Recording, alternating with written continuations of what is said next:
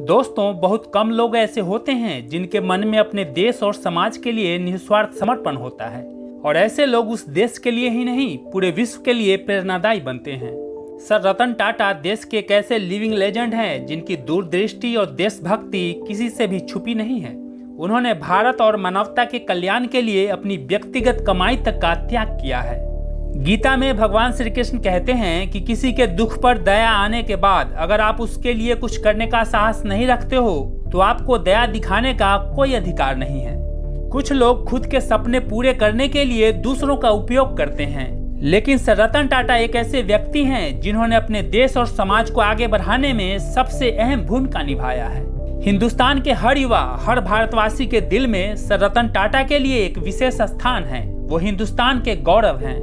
आज मैं आपको रतन टाटा सर की दो ऐसी बातें बताऊंगा जिसे जानकर, जिसे फॉलो करके कोई भी इंसान जीवन में बहुत कुछ कर सकता है। पहली बात जो रतन टाटा सर कहते हैं कि तुम्हारे माता पिता तुम्हारे जन्म से पहले इतने नीरस और उबाऊ नहीं थे जितना तुम्हें अभी लगता है। तुम्हारे पालन पोषण करने में उन्होंने इतना कष्ट उठाया है कि उनका स्वभाव बदल गया। दोस्तों, बहुत सारे लोग ऐसे होते हैं जब वो थोड़ा पैसा कमाने लगते हैं तब उन्हें अपने माता पिता उबाऊ और बोझ लगने लगते हैं और उन्हें अपने माता पिता की अच्छी बातें भी बुरी लगने लगती है। ऐसे खुदगर्ज लोग ये बात भूल जाते हैं कि उनका पालन पोषण करने में, उन्हें पढ़ाने लिखाने में उनके माता पिता ने कितने दुख और कष्टों को झेला है। जो पिता सुबह से शाम तक जी तोड़ मेहनत करता है, जो अपनी जरूरतों, अपने सपने को मारकर अपने संतान की छोटी से छोटी जरूरतों को पूरा करता है। कोई भी माता पिता इतने कष्टों और अभावों को सिर्फ इसलिए झेलता है ताकि एक दिन उसकी संतान पढ़ लिख कर अपने पैरों पर खड़ा हो सके। आप उनके उस त्याग और बलिदान को कभी न भूलें और हमेशा उनका आदर और सम्मान करें।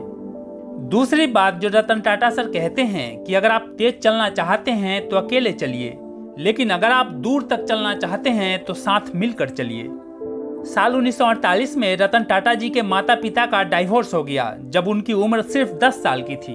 अपने माता पिता के डाइवोर्स के बाद रतन टाटा जी की देखभाल व परवरिश उनकी दादी नवजबाई टाटा ने की। क्योंकि रतन टाटा बचपन से ही अपनी दादी के पास रहे, इसलिए उन्हें अपने दादी से बहुत लगाव और प्रेम था। उनकी दादी ही उनके लिए उनकी माता पिता थी। ये बात 1962 की है। रतन टाटा कहते हैं कि उन दिनों अमेरिका के लॉस एंजलिस का मौसम बहुत खूबसूरत हुआ करता था। उनके पास उनकी खुद की कार थी और एक ऐसी नौकरी थी जो उन्हें बहुत ज्यादा पसंद थी। इसके अलावा वह वहाँ एक ऐसी महिला के साथ थे जिससे वह बेइंतहा प्यार करते थे और वह महिला भी रतन टाटा से उतना ही प्यार करती थी। उस समय में दोनों शादी करने का मन बना चुके थे, लेकिन तभी कुछ ऐसा हुआ कि उन दोनों के रिश्ते को हमेशा के लिए खत्म कर दिया। दरअसल जिस समय रतन टाटा ने अपने प्यार से शादी करने का मन बनाया तभी उनके पास उनकी दादी की तबीयत खराब होने की खबर पहुंची।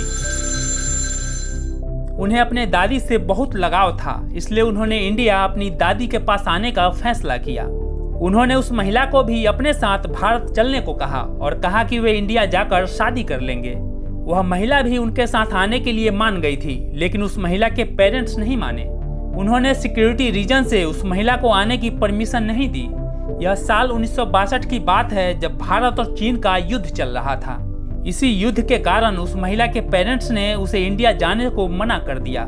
ऐसे में रतन टाटा ने इस महिला से वादा लिया कि जैसे ही युद्ध समाप्त होगा वह इंडिया आएगी और दोनों शादी करेंगे। इसी वादे के भरोसे रतन टाटा इंडिया वापस आ गए, अपनी दादी, अपने परिवार के पास, और उस महिला के आने का इंतजार करने लगे। रतन टाटा को पूरा विश्वास था कि वह जरूर आएगी, लेकिन इंतजार बहुत लंबा होता गया और आखिरकार उन्हें एक दिन यह खबर मिली कि उस महिला के माता पिता ने उनकी शादी किसी और व्यक्ति से करवा दी है। इस खबर को सुनकर रतन टाटा को बहुत धक्का लगा। वे बहुत दुखी हुए। उन्होंने उस महिला से वादा किया था कि वे और किसी से शादी नहीं करेंगे। उस महिला का इस तरह किसी और से शादी कर लेने के बाद रतन टाटा ने कभी शादी नहीं की और टाटा ग्रुप को एक के बाद एक नई ऊंचाइयों पर पहुंचाया। दोस्तों, बहुत सारे लोगों को अपने परिवार, अपने माता पिता का लगाव, उनकी हिदायतें एक बंधन, एक जंजीर सा लगता है और वो उन सब को तोड़कर जल्द से जल्द कामयाब हो जाना चाहते हैं। वो ये बात भूल जाते हैं कि एक पतंग आसमान की ऊंचाइयों को तभी छूता है जब तक वो एक बंधन, एक डोर से जुड़ा रहता है। जैसे ही डोर कटती है, पतंग दिशाहीन होकर हिचकोले खाकर जमीन पर गिर जाता है। अगर आप वास्तव में सफल होना चाहते हैं और बहुत दूर तक जाना चाहते हैं तो अपने परिवार, अपने माता पिता को साथ लेकर साथ मिलकर चलें।